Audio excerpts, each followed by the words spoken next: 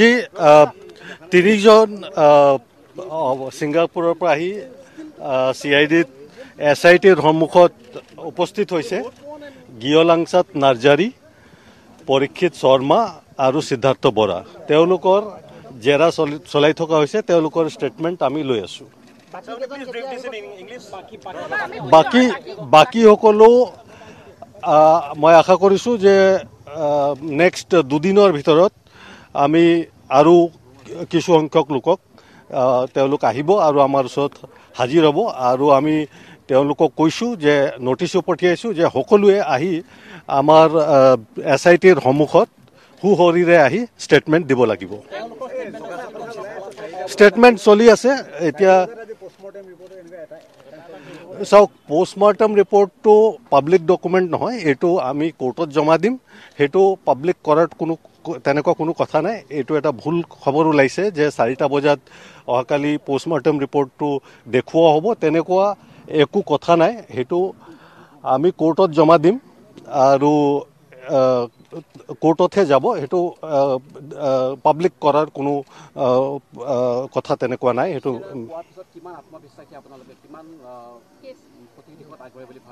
আমি বিচাৰা ৰিপৰ্ট পাইছোঁ, পোষ্টমৰ্টম ৰিপৰ্টো এতিয়া পাইছোঁ আৰু সেইখিনি আমি তদন্তত লৈছোঁ আৰু তদন্ত ঠিক মতে চলি আছে।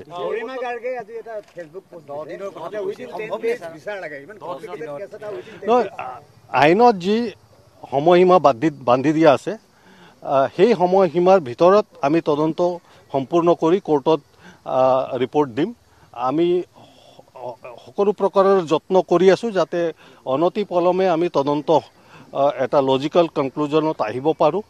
আমি দিনে নিশাই কাম কৰি আছোঁ SITয়ে, আৰু আইনত যিটো সময়সীমা আছে তাৰ ভিতৰতে আমি প্ৰতিবেদন কোৰ্টত দাখিল কৰিম।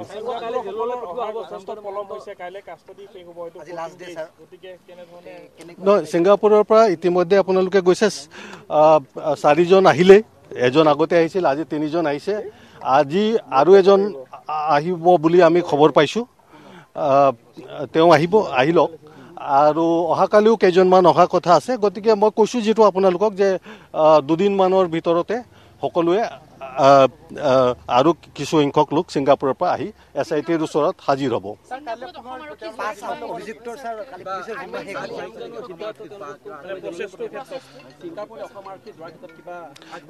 আমাৰ আপোনালোকে ইতিমধ্যে গম পাইছে, আমাৰ যিটো মিউচুৱেল লিগেল এছিষ্টেঞ্চ ৰিকুৱেষ্ট ছিংগাপুৰত গৈ পাইছে।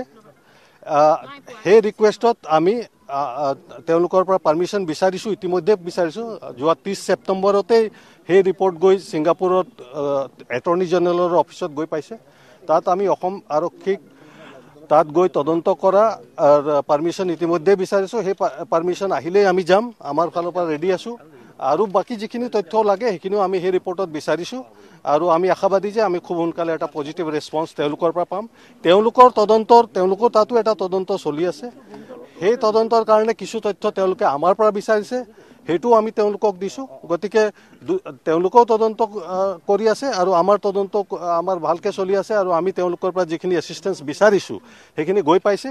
আৰু তেওঁলোকৰ পৰা গ্ৰীণ ছিগনেল পালে আমাৰ টীমো যাব আৰু তেওঁলোকৰ পৰা যিখিনি তথ্য আমি বিচাৰিছোঁ সেইখিনিও আমি পাম।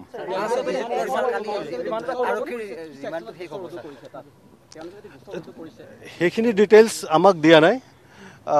তেওঁলোকে আমি জনামতে এটা আমাক যিখিনি বিচাৰিছিলে তথ্য সেইখিনি আমি দিছোঁ। তেওঁলোকৰ তদন্ত শেষ হোৱাৰ পিছতহে আমি গম পাম তেওঁলোকৰ কি ফাইণ্ডিংছ আছে। যেতিয়া ৰিমাণ্ড শেষ হ'ব আমি আদালতৰ সন্মুখত তেওঁলোকক প্ৰডিউচ কৰিম। আদালতে তাৰ ওপৰত ফাৰ্ডাৰ অৰ্ডাৰ কৰিব। চাওক, যিসকলৰ 14 দিনৰ ৰিমাণ্ড আমি লৈছোঁ, 14 দিনটো মেক্সিমাম। গতিকে 14 দিনতকৈ অধিক ৰিমাণ্ড পোৱাৰ কোনো আইনত প্ৰাৱধান নাই। গতিকে আমি 14 দিনে মেক্সিমাম, এইটো আমি ইতিমধ্যে কেইজনমানৰ কাৰণে ইতিমধ্যে পাইছোঁ।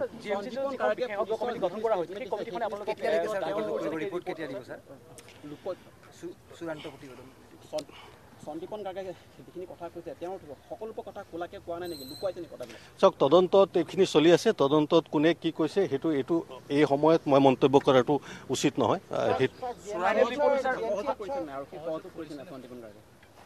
তেওঁলোক আমাৰ কাষ্টডিত আছে, তেওঁলোকক আমি জেৰা কৰি আছোঁ।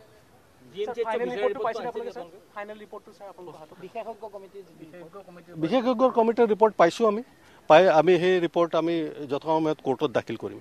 ধন্যবাদ।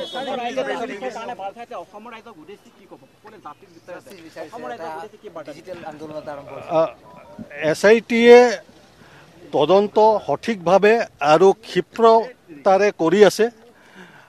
তদন্ত যি ধৰণে কৰিব লাগে আইনমতে সেইদৰে কৰি থকা হৈছে, আৰু ছিংগাপুৰত যিখিনি তদন্ত কৰিব লাগে তাৰ কাৰণে যিখিনি পদক্ষেপ ল'ব লাগে সেইখিনি আমি ইতিমধ্যে লৈছোঁ।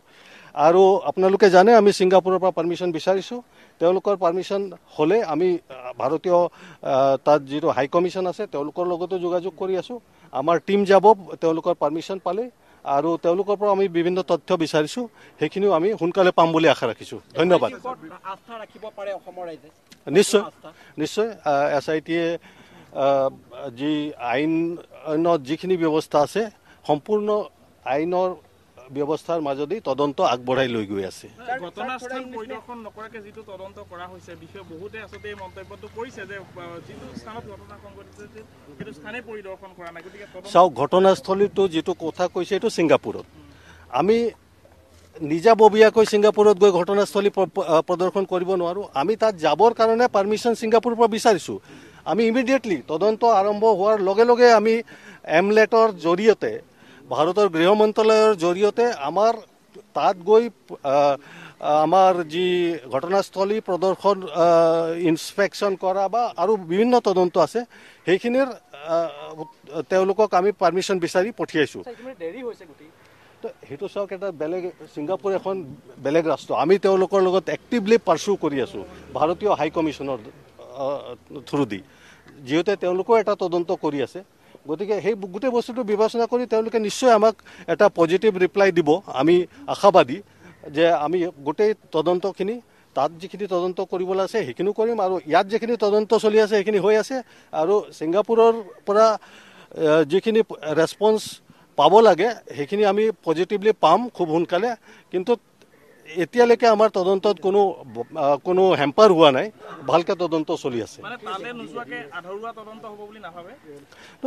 তালৈ যোৱাৰ কাৰণে যিটো পাৰ্মিশ্যন লাগে, পাৰ্মিশ্যন বিচাৰিছোঁ। এটা ভাৰত আৰু ছিংগাপুৰৰ মাজত চুক্তিও আছে, সেই চুক্তিমতে আমি আশাবাদী যে তেওঁলোকে আমাক কোঅপাৰেট কৰিব, আৰু সেই কোঅপাৰেট কৰিব, আৰু তেওঁলোকে আমাক গোটেই যিখিনি তেওঁলোকৰ তথ্য লাগে বা আমি গৈ তাত যিখিনি তদন্ত কৰিব লাগে তাৰ অনুমতি সোনকালে আমি পাম বুলি আশাবাদী।